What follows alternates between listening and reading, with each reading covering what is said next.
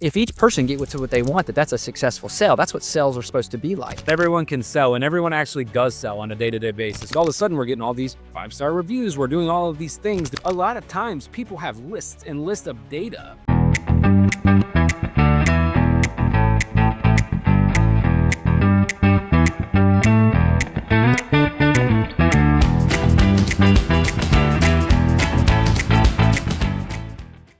Hey, everybody. Welcome back to another episode of the Equipped Podcast. This is your host, Lane Taylor, and I'm excited to welcome a accomplished and dynamic sales and marketing leader who I have built a quick relationship with in regards to doing business together, but then also just understanding what he believes when it comes to operational strategy.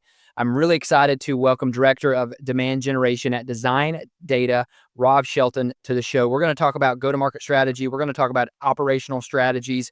We're going to talk about a lot of things that I know will add value to your business as we go into and end Q4, but then also go into Q1. So I'm excited to introduce you to Rob and hear everything about him and what he's got going on, and also the value he's going to bring to growing your business. So Rob, welcome to the Equipped Podcast.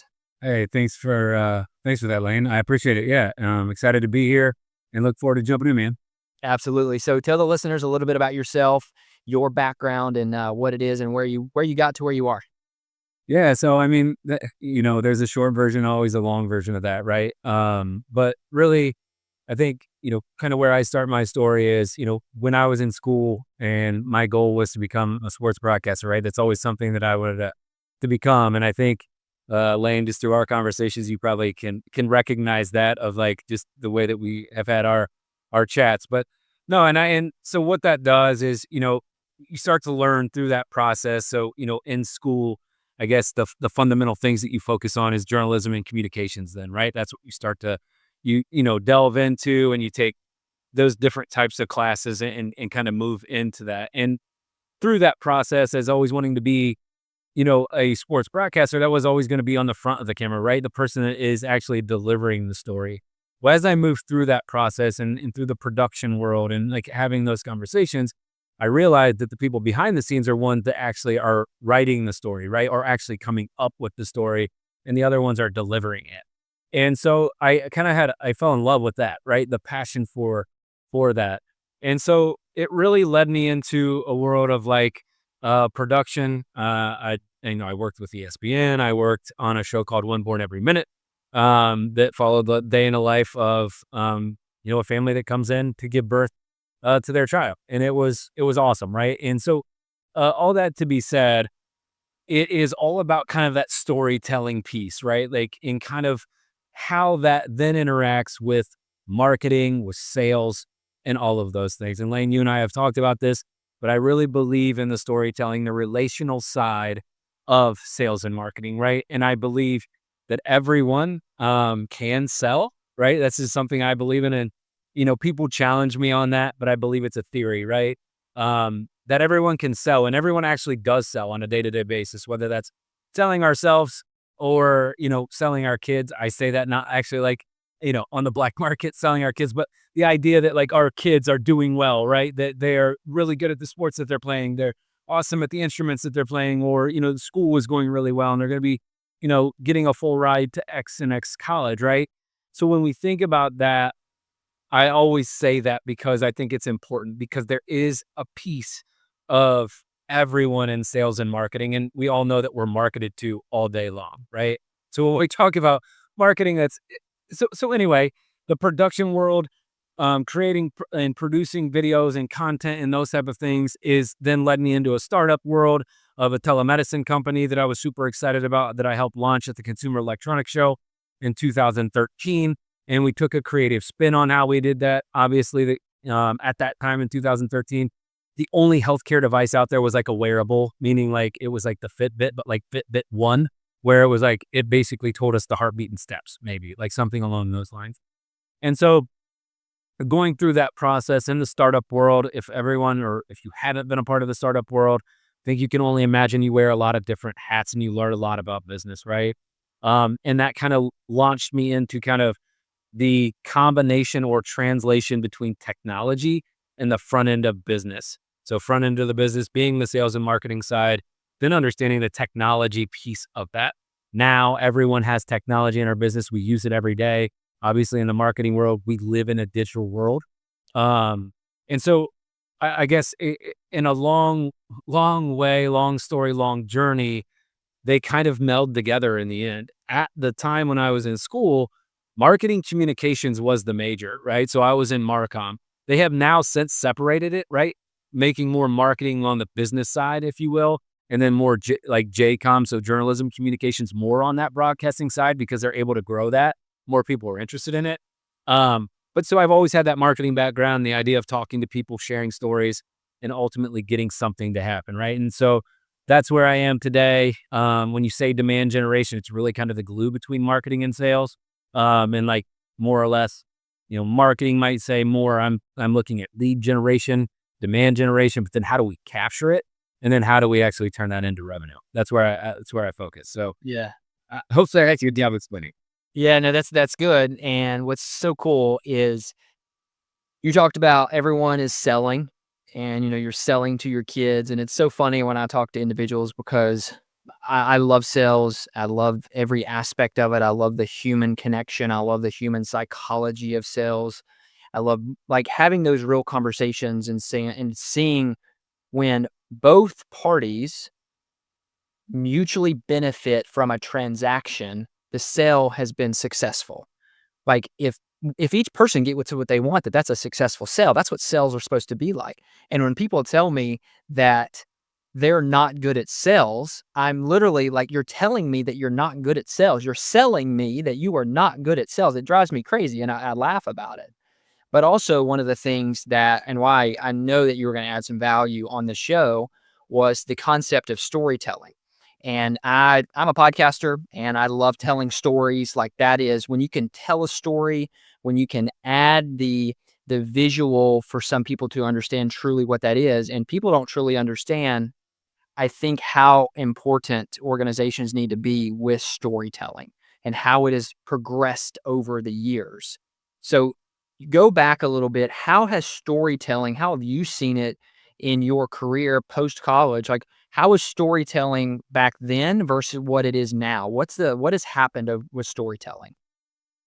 Yeah, it's awesome. And like, I love what you said on the front of that. And maybe we can get into it a little bit later. But yeah, I think there's only two things that we sell, and it's trust and value, right? If I trust the person and we're both providing each other value, that is a sale. It's a completion of a sale, and we're all happy, right? Um, but like from a storytelling perspective, and I could kind of like maybe I'll think through it from this perspective in the startup world, right? Where you have a product, you have a piece of technology, right? So let's say you spend that first 1 to 2 to maybe 3 years, you're all in on this product. You're building a product. You're trying to figure out how to launch it. What's the marketing strategy? How are we going to bring this thing to market? But you're really focused on the piece of technology. And what happens is you lose the storytelling because now it turns into kind of what you talked about, Lane, like where you're trying to like, you've invested so much time, you believe in something so much that you just want to talk about the product, right? You want to talk about what you're selling. You want to talk about the technical pieces that are involved. Like, how cool is it, right? But the reality is, and sometimes so I believe storytelling and analogies, because analogies helps us relate to to what we were talking about. It's a relational game. And like in the reality of the world, like if I could tell an analogy that kind of supports what we're trying to say, it normally gets us there. And like I guess in the status quo of like here we agree on this at least. And so what I would say is like it's like a car, right? Like a car is an easy one because I can tell someone that like, it has a V8, it has, this much horsepower, it goes this fast, it does this, it does that. But if I'm storytelling, I'm now putting you in the seat. I'm visually painting you a story, like a picture of what you're seeing in that car and like how people are going to see you in that car. And like, how fast am I going? Is there wind blowing through my hair? And so on and so forth. And what storytelling does, Lane, and this is what I firmly believe in, and this is something that I think everyone should think about when you're storytelling, when you're marketing, when you're selling. It is the outcome that we're after. What does the outcome of the product give you? What does the outcome of the service provide you? That is what we are after, but sometimes we miss it and we don't ask that question like, okay, what are they after? And like, what should be the right question that I should ask to get them to that outcome? Okay, so let's do something. Let's roll through a little scenario here. Someone's listening to this right now, and they have a piece, or they have a widget, they have a technology, and they may not be hitting their goals. They may not be trying, or they may not be selling what they want to sell. And I love the aspect of like, hey, what's the outcome of this? What are some things that some businesses may need to realize, or what's wrong in their marketing? Like, what are some things they need to think about when it comes to, well, we need to completely back off of this whole marketing strategy because it's not working. Like, this is not working. We're not talking about outcomes. What are some pain points, or what are some holes that they need to think about and how to get to that end goal of selling more outcomes, if that makes sense? Yeah, I mean, I think first and foremost, I would challenge every organization, anyone and everyone in marketing, and be creative. Put the ideas down on paper, and then the craziest ones to like just a normal one that might come across your desk, but put them down, right? Document them, and then go think tank it with someone. Think tank it internally. Think tank it with someone outside, but actually have that conversation, because when you do it, if we've ever looked at this, right? The things that make it are the ones that take the biggest risks, right? Or the ones that go against the grain, the ones that think about it a little bit different. And it is very uncomfortable, but everyone has to be comfortable with being uncomfortable to make change. Like that is, I mean, that's, we say it, we hear it, but so it's, I think something that I always figure out if I sit in a room with people is like we start talking about the company that we're in. We start talking about us. We're talking about how does it provide us value? How does it do this for us? How does completely shift it? Completely shift your thinking and say, how does it benefit the client? Like, how does it benefit them? And if we think about all of those things, then we can align everything internally. But if you flip the script a little bit on that, you'd be surprised how much shifts, right? Because not only does your marketing shift lane, but like your delivery shifts. Like everything internal, like almost just takes this 360, and it's like, oh, like all of a sudden we're getting all these 5-star reviews. We're doing all of these things that are really successful. What happened? Like, what did we do? It's like, oh, we kind of shifted our focus. We were super creative. We're like in a technology company, but we're using creative words that you might see in a consumer website, right? That's selling shoes. And you make that change. It's like, oh, so I'll end this thought with one thing.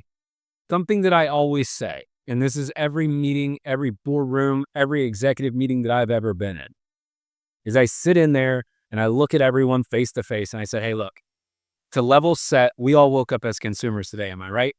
And the answer is yes. We all woke up as consumers. We all have buying habits as consumers. We all do things as consumers. And if we think about that, instead of making it super convoluted and super complex in the B2B world, like just back off and say, how can I make it easy to do business? How can I provide value? How can I build trust? And how can we get you the outcomes that you're after? If we all land the plane there, chances are we're all going to be happy, and it's a win-win for everyone. It's interesting when you say that when in regards to the B2B world. I'm finding that now that AI is here, it's like, well, if we make things more complex, then we may boost our business and we may be able to sell more widgets. Like, it's almost as if, hold on a second, we need to dumb it down a little bit and get back into the level and the minds of our consumers. Like you said, we're all consumers. What's some simple things when you're in those meetings and you're talking about, demand generation, or you're talking about growing the business, operational strategy with marketing and sales? What are some things that you see companies want to do that are wrong? Like, hey, if you this don't do this, like go back to doing this. What are some of those things? Yeah, I think the first thing there, like especially from a marketing world, like there are so many buzzwords, and like obviously AI is one of them in the marketing space, but it's everywhere. Yeah.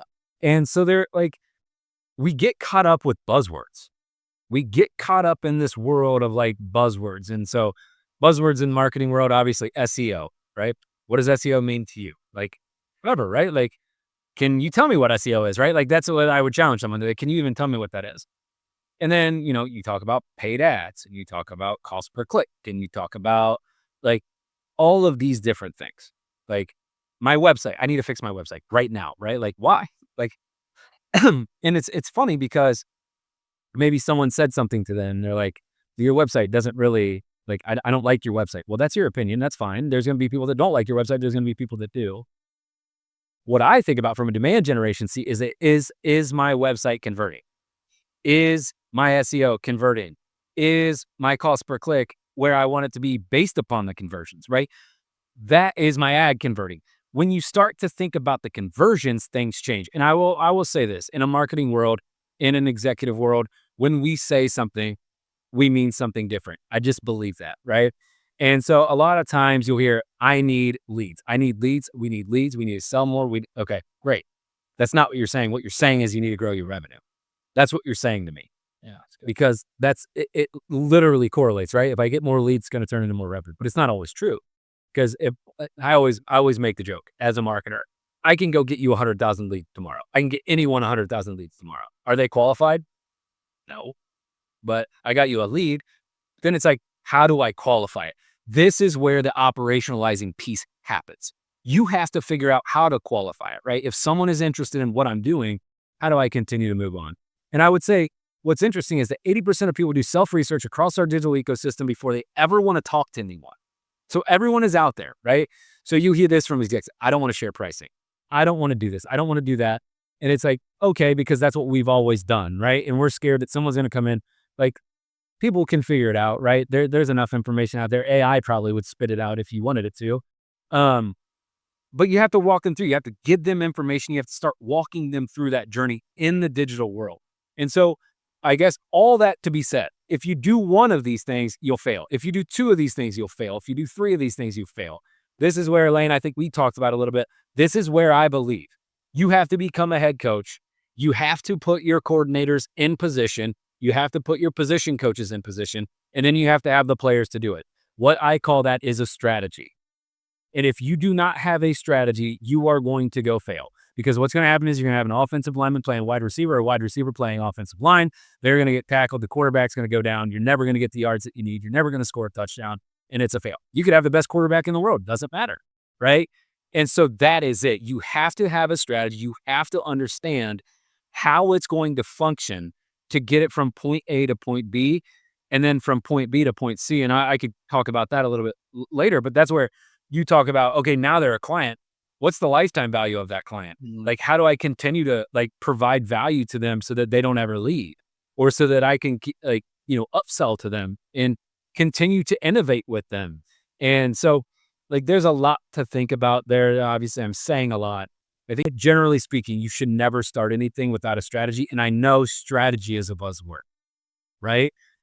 So it's a strategy, but when you get the strategy, you have to commit to operationalizing the strategy, which means you have to take what you said you're going to do and actually do it.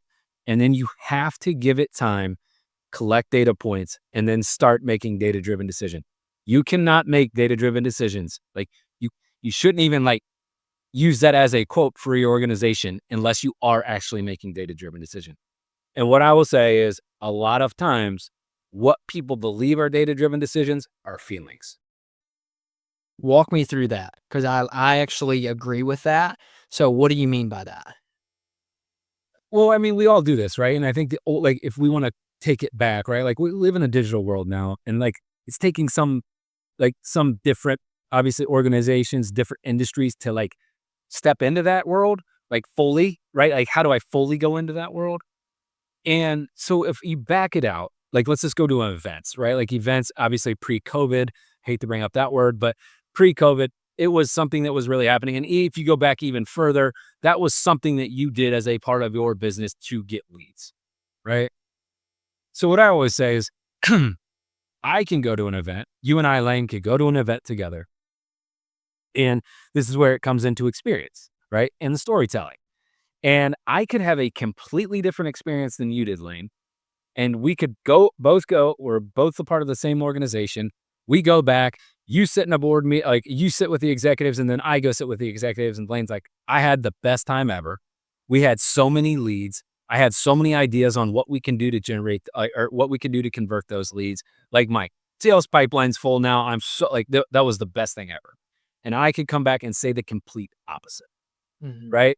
Yep. That is a feeling. We both are saying that on a feeling versus are we providing data? Like, are you walking into that meeting saying, like, here are the 20 people that I talked to, and here's the plan on how I'm going to reach out to them and continue to nurture them. And I'm setting that all up through a system so that I don't have to do it, that it's automatically going to happen and it's going to serve me up leads when they're ready to convert, right? Oh, okay, Lane. Haha, you're on to something. But then if you don't have that, you're literally just doing it on a feeling because you just had a good time and you talk to people. Now, I do believe that's good, the feeling part of the relationship building. But is it actually going to turn into something? That's where we have to start thinking about, are they in our ICP? Are they something that we want to spend our time on? And I think a lot of times, and you could probably attest to this too, or you probably hear it all the time, we focus on things that we shouldn't be focused on Yeah. because it feels right. Like that because someone said that's where you should focus. Yeah. But a lot of times people have lists and lists of data of warm leads. What I would call warm leads is anyone that I built trust with. I had a conversation with you.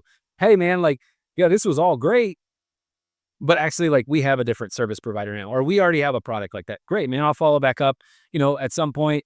Great. And guess what happens? As long as you stay in front of them and you have your systems and processes set up to support it, the time will come back, right? I love and I think that's one of the reasons why we've been able to talk the way that we have even offline. I mean, guys, if you're listening to this, Rob and I have had a lot of conversations before this call. But what I love, and we have talked about it, and what I believe, again, this is purely my opinion, and it's the way that I have done my basically my whole career. When I was out in outside sales for over a decade, I was with big corporations. We would do events, and I would go out and I would do my cold calling.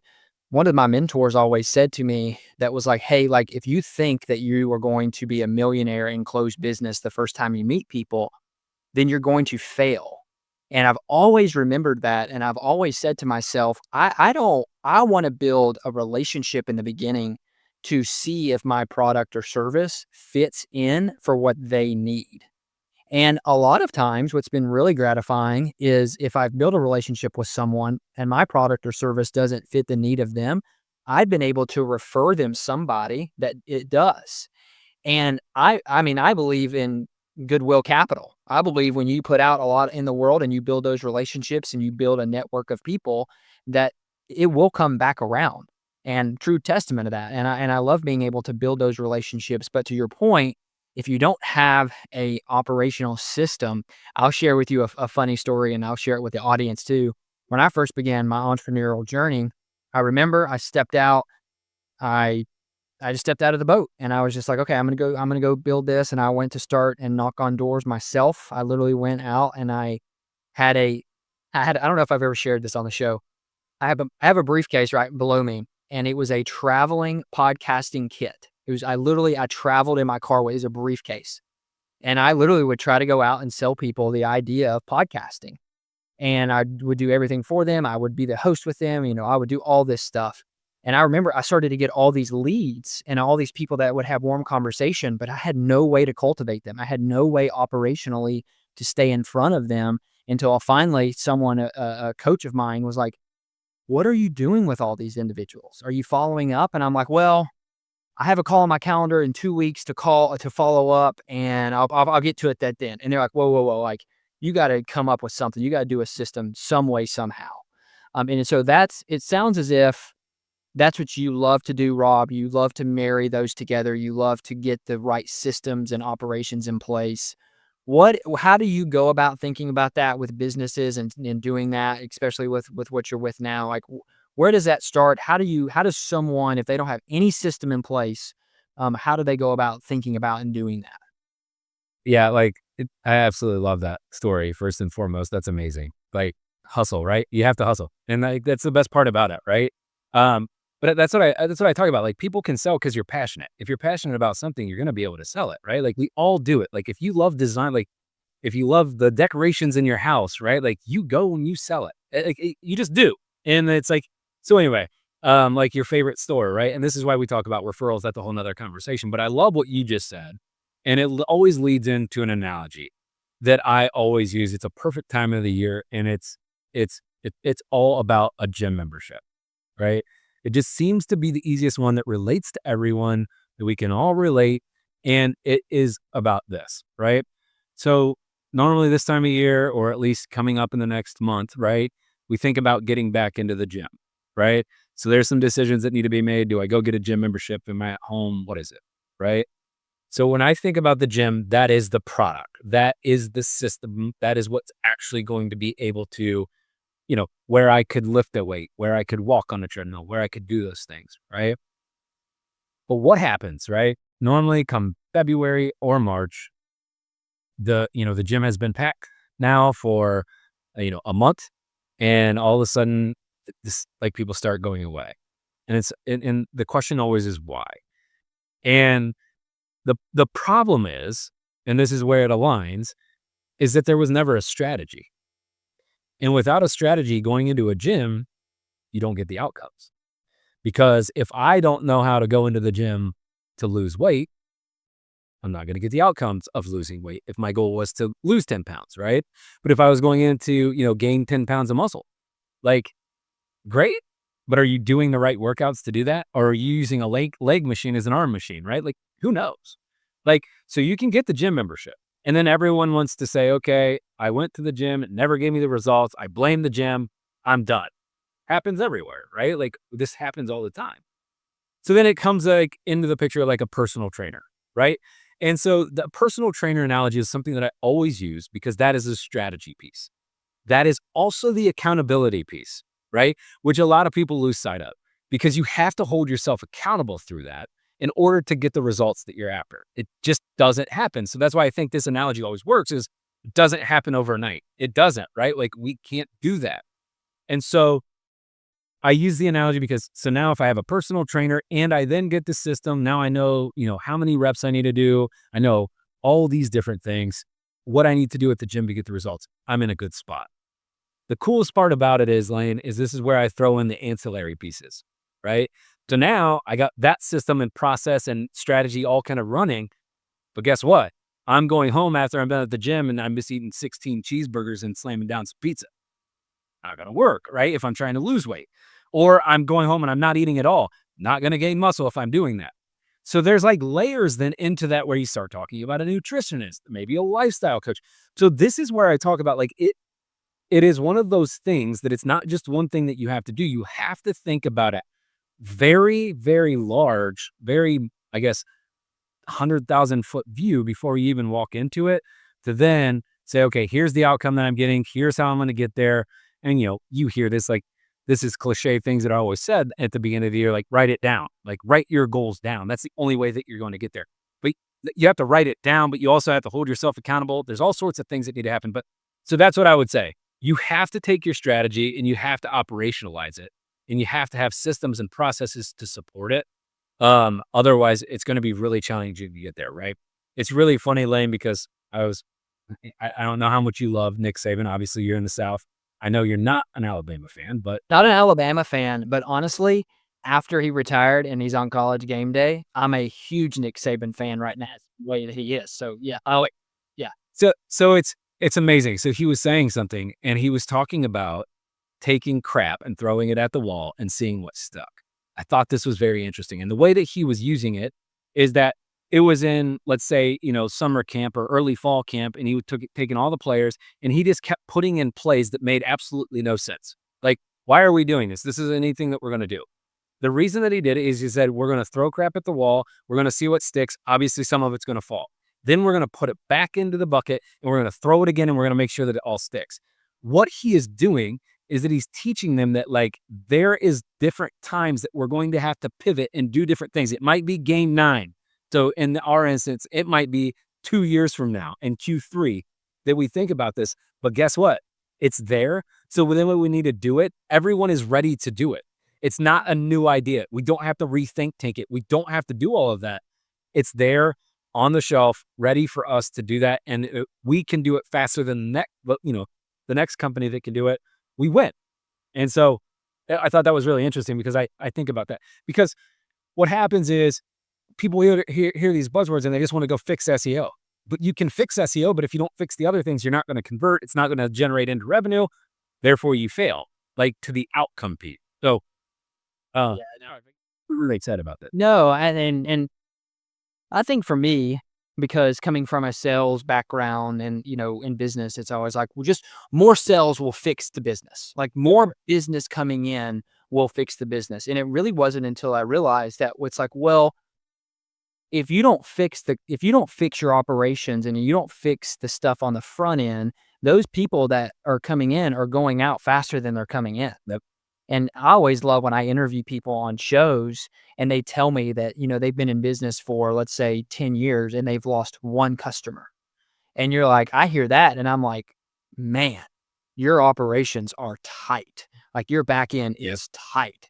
And so I love hearing stuff like that. I love hearing businesses do that. And Nick Saban, it's so funny.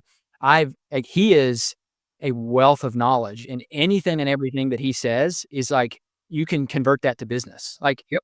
we've talked about it too. You said in the beginning of the show, it's like there's so much that sports and business have in common and that you can learn from them. So from that, I'd love to ask as we kind of wind down here, what's the number one or number two things that you think the sports and the business world have in common and they could learn from each other, or that business could learn from sports? I absolutely love, like, this is like the best question in the world, in my opinion. Um, but just real quick on what you were saying, like just prior to that. Hopefully those companies have everything tight, or do they have a lot of bad clients that's actually spinning their team up that they don't know about, right? That's another issue that we think about. That's really like, here's the way I think about it. When we have, like, so you think about a client journey or a customer journey, right? There is an opposite to that, right? So if you think about a double-sided mirror, there's something happening on this side with the customer or client, and then there's something happening back here internally that we need to make sure that we're covering. And I always say this, we, like you were talking about with sales, and then I pictured as soon as you said that, like you out with your briefcase selling podcasts, and like, let's say you were a heck of a salesman and you sold 300 podcasts. How the heck are you going to support that, right? I'll get to it when I think about it, right? Like, or I'll solve that whole idea, right? And so what I always think about too is that the number one thing that I see in businesses is we are able to pass around or pass along, let's say POs or work orders or the work, the things that need to be done, right? I can hand that off to operations. I can hand that off to delivery and they can go get it done. The number one thing that is never handed off very well in organizations is the relationship. Preach. So I'll leave that there. Um, to the sports thing, kind of goes back to what we were talking about earlier. I think in team sports in general, right? And I always say football, and the reason I say football is just because the positions are very like different, right? Like a wide receiver and an offensive lineman and a defensive lineman are very different in like the way, like how fast they are, how big they are, how strong they are, right? So like basketball, they're kind of interchangeable. Obviously, there's, you get where I'm going with that. Yeah. And so I say, like, the reason I say, and I kind of share that at the top of this is like, you have to have a head coach. You have to have someone that's like coming up with the strategy. And then you have to have someone that's like kind of supporting the strategy, right? In each individual place. So we could say that's departments. So sales, marketing, sales, operations, delivery, customer service, right? So you have your heads of that. And then we have to have everyone on board and everyone rowing in the same direction. And then normally that's where you talk about the culture of the organization, right? And I think culture is a buzzword too. I think it can be used as a buzzword. But culture should be how we do business and what we are focused on, right? It's not just the feeling, right? It's interesting that is kind of came full circle. It's not just the feeling, or the culture is not just the feeling of the organization. It's more of like, why are we doing what we're doing and how are we doing it, right? Um, so if everyone's rowing in the same direction and we have the systems and processes set up, right? That is where we have the quarterback knows what they're going to do on this play. The linemen know, each individual lineman know what they're doing on this play. The wide receivers know what they're doing on this play. Now they're set up for success. Why is that? Because in the NFL, and I'm using NFL because it's the level up in the way of like professionalism of these defenses and these offenses are super. And if y'all have listened to the Manning cast or anything, you guys understand how much goes into this, how long these play calls can be, and so on and so forth. But so you think about that. Now you see the defensive lining up, Peyton Manning, Tom Brady, whoever your favorite quarterback is walking up, they're able to visually see what's happening.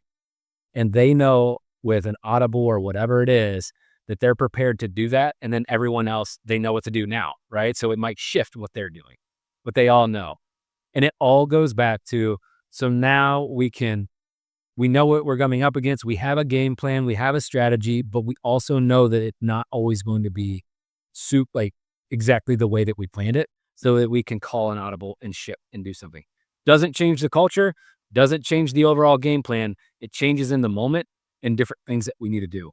And the best part about that whole thing, when you talk about culture, and it kind of goes back to what we led off with, is its relationship. They all trust each other. And if they don't trust each other, if they don't have each other's back, a football team can fall apart very fast. Yes. So that, I think that's like one of my biggest ones is that it's like just overall team sports is like, just youth working in team sports. You just understand how to work differently with different people that, maybe there's someone that's really good at doing tasks where they're not strategic, but then there's strategic people that aren't good at doing tasks. Then there's organized people and there's unorganized people. Like getting the right people in the right seat in the right place to be successful is something that's super important in business, and I think we lose sight of sometimes. Yeah, man, that's so good. I look down and I always shoot for like 35 to 40 minutes, and it always goes by super fast when we have good, intriguing conversations. And so we probably could go for another 30 minutes, but I know some people that if they're driving or if they're walking on a treadmill, so we may have to have you back on the show here. So if people want to follow Rob, if they want to follow you, if they want to get some more information about what you're all doing, where's the best way that they can do that? Yeah, I mean, probably just catch me on LinkedIn. Reach out. Feel free to reach out to me anywhere. You go to designDATA.com, check us out there to see what we're doing. But would love to have conversations with anyone. I always say I'm an open door, right? I think there is kind of going back to that think tank idea. And sometimes when you just have outside eyes in the outside conversation about like what's happening, like what you believe the experience is versus what the experience actually is, that is where we learn a lot.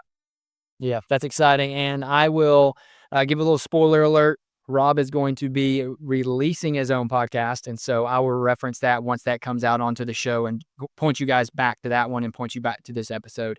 And so, Rob, thanks for joining me on the Equipped podcast and looking forward to getting the show out. Yeah, thanks so much for having me, man. Appreciate it. Yeah, absolutely. Guys, thanks so much for listening to another episode of the Equipped Podcast. Do me a favor, if you're on Apple, scroll all the way down to the bottom, give us a 5-star rating and a 5-star review. If you're on YouTube, hit the like and subscribe button. And if you think that this episode would add any value to your business partners and or anyone in your ecosystem, share it with them. But until next time, see you soon.